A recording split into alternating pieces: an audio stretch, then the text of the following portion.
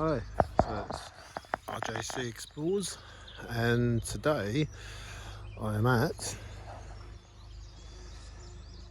Inchmahome Priory, which is on an island. So we travelled out by boat here. This is in Scotland, by the way, and I think it's known as Lake Menteith, which some people call it a lake, others call it a loch. There's a bit of confusion between the two, but it took about 10 minutes to get out here on boat.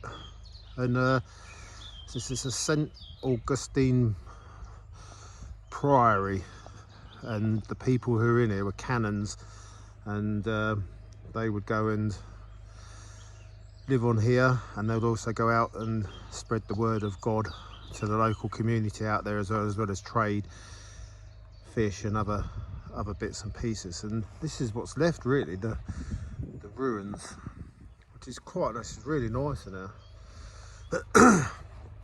It's quite quiet as well, so there's not loads and loads of people, but yeah, it's a really nice place. I'll give you a bit of an idea here of what the it actually looked like. So there you go. There's as you can pause this here and read a lot of this, so I'll just go over it slowly just so you can have a quick look.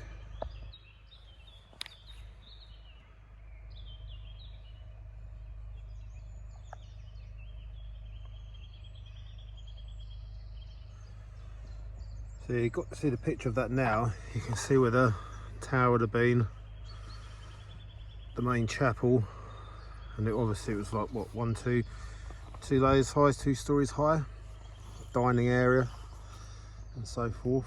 We'll just have a little wander around, show you some of these bits.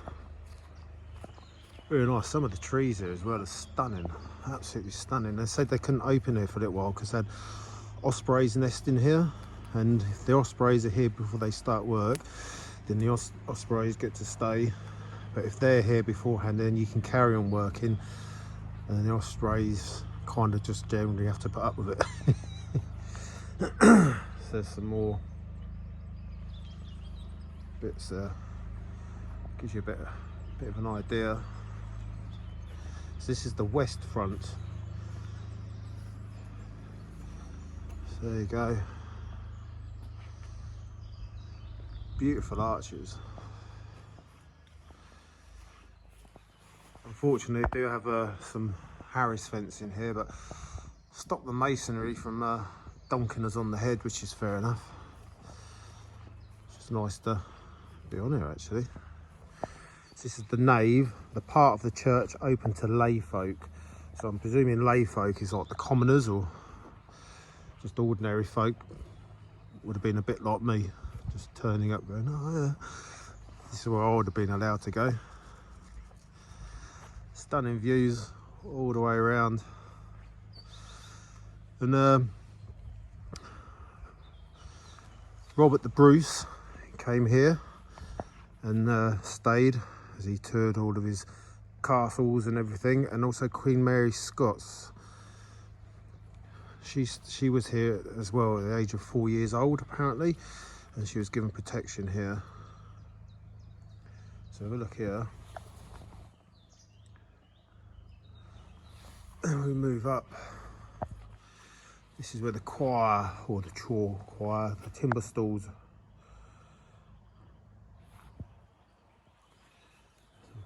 Beautiful graves here as well. Just some of the, I'll show you a bit.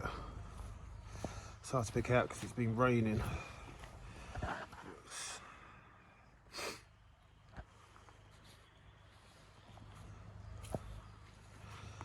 Always feel weird sort of stepping on the graves. Try not to if I can help it.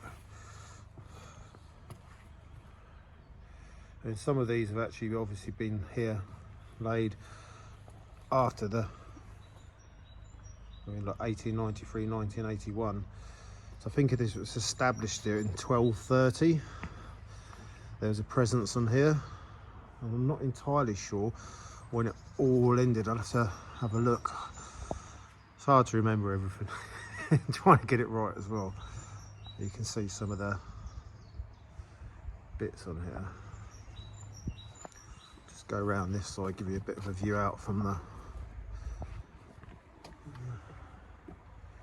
to the island.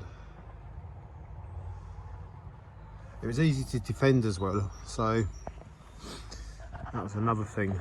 People felt safe on here because, you know, to be attacked, it was a lot harder just by boat to, you know, unlike some of the other castles that are around here, like Boone Castle and Stirling Castle, they're well heavily fortified and all that. This didn't have to be as much because it was a lot harder for them to obviously attack, because they've got to come over by boat, and you could be seen coming, and quite easily a lot easier to defend. This is unfortunately we can't get in this bit because they seem as unfit. They've got masonry work going on as well. But like I say, it was 2-3 years no one could really come on here because of COVID, and then because the ospreys were here, they weren't allowed to come on here. So really this year, like the guide was telling us, that they've actually opened, which is really good. It's really nice. I do like a good ruin. This here is the latrine, would have been the toilet.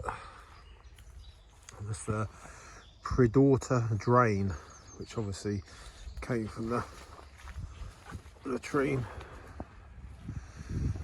There you go, the latrine at the outer end of the cannon. Just going to move around because there's someone who's doing strimming, so you might hear some strimming noise in a minute. It's going to break the piece, but if I can just get around some more of it, I'll try and get into this building here. Really nice though. Yeah, better view. There is a second island behind, which is apparently there was a castle on there, and because he kind of fell out of favour with the church, he gave this island to the church in order so he could buy his way in, basically into heaven, as it was back then with the gates. So he gave up this land, and then he moved on to the other piece where he basically built his premises, his castle on there. Well, this was given to the St Augustinian monks. So now we'll go in here and have a look. Get into this. So you know, daily meetings were held in here. Very important business.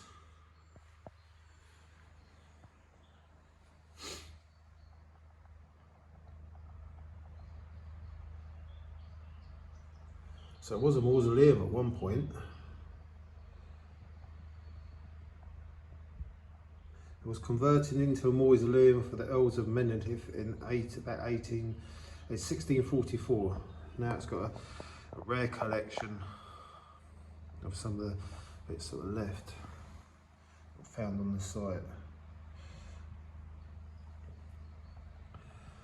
So yeah, it's quite nice. There's some of the stonework as well. Look at that.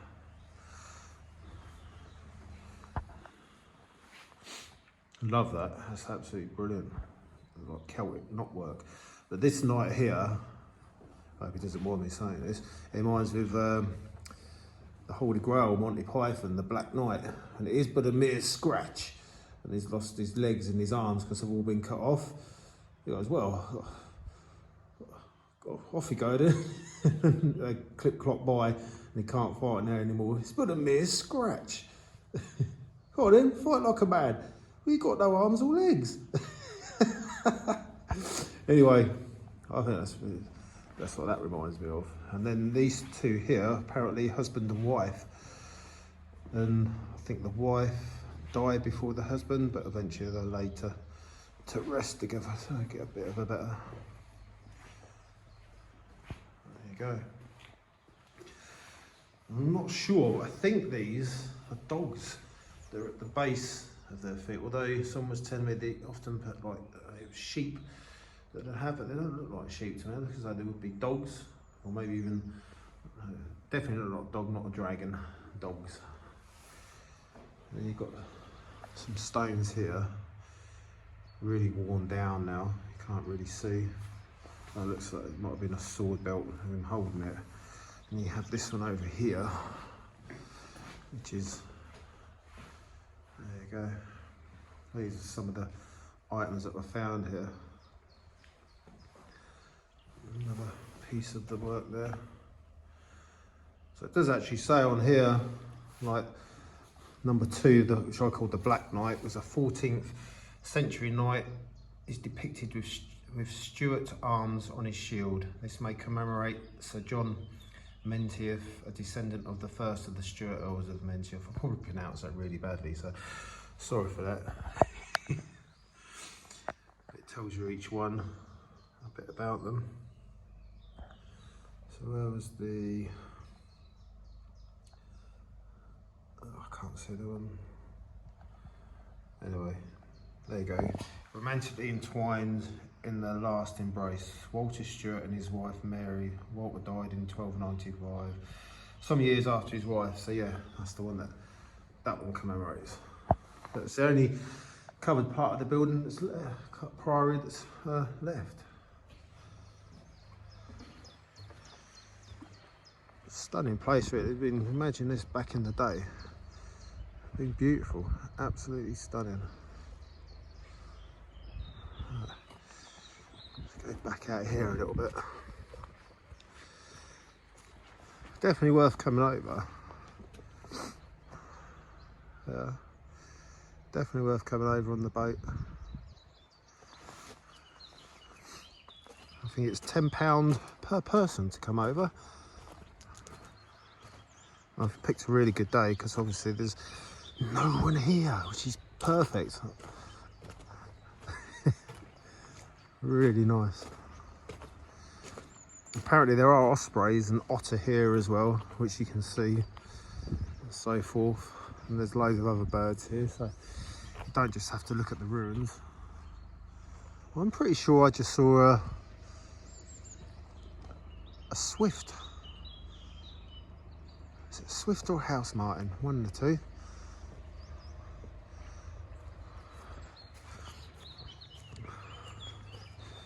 And being in Scotland, I actually got to see my first red squirrel the other day as well, which was really cool. Plenty of greys, but my first red I've seen in the wild.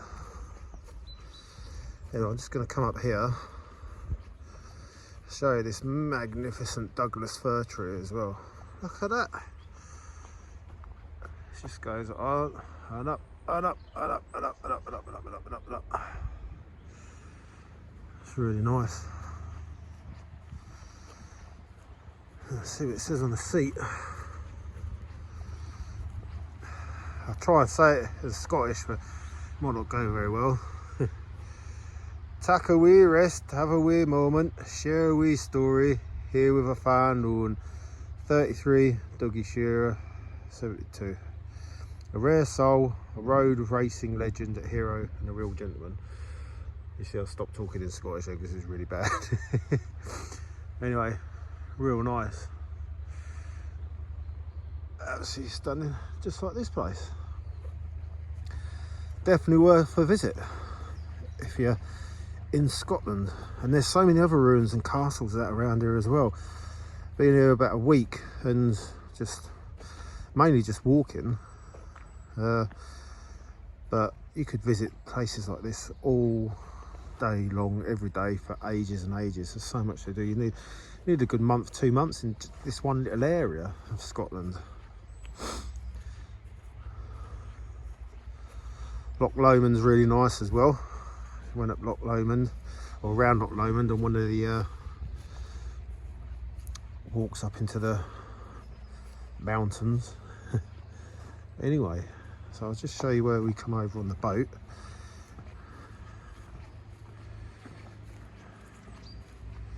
I will post more information up about everything when I do the write-up. So there you go. This is the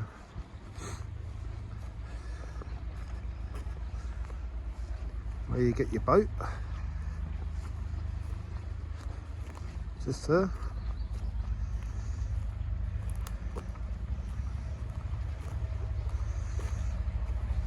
and it takes you all the way back round the other side. There's toilets on here as well and everything, so it's pretty cool. But there's some rare big mountains around here. Anyway, hope you like that.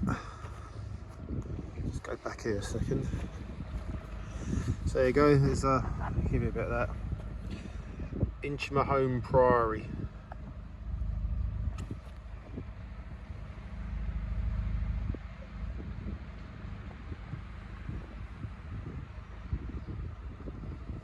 Really nice. So yeah, hoping that another little explore. I haven't done any for quite a while. It's one like RJC Explores. I hope you enjoyed that little history lesson there. Hopefully I got most of it right, and we'll catch you all again soon. Thanks for watching.